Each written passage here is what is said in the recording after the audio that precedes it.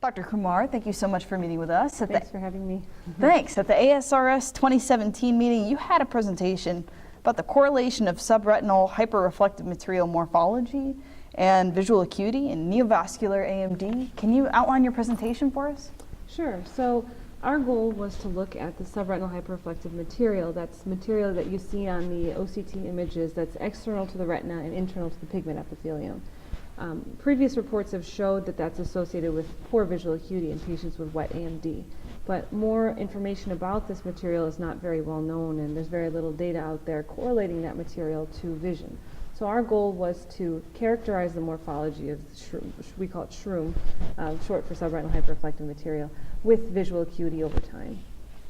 So what were the main findings from that view over time? Great question. So some of the things we found were consistent with what was done previously. So one, that the larger the size of the lesion of the SHRM, the worse the visual acuity at follow-up visits.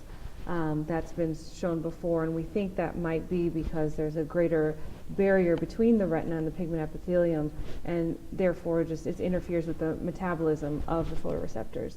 Another thing we found was the more hyperreflective the lesion, the poorer the vision. That has also been shown, and the thought there is that with anti-VEGF therapy, initially that lesion starts to dry out, but then the remaining fibrotic scar is harder to clear.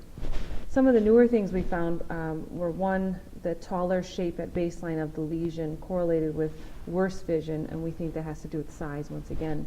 A couple other interesting findings we had were, one, we noticed if there was a increased space between the subretinal hyperreflective material and the retinal pigment epithelium, this actually correlated with better visual acuity at follow-up visits, which was to contrast if there was space between the subretinal space and the SHRM, that correlated with worse vision.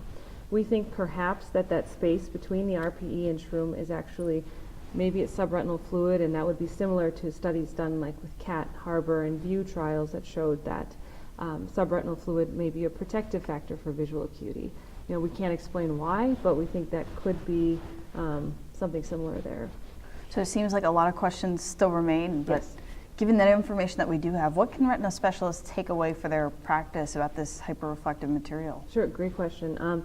You know, by looking at subretinal hyperreflective material on presentation, when a patient first presents to you when they have not received any treatment in the past, some tips that we have reported may help in determining visual prognosis. So if the lesion is less hyperreflective, if the lesion is smaller, it's more likely to resolve over time and likely be able to provide your patients with a better visual prognosis, as well as yourself be able to predict anatomical response to treatment.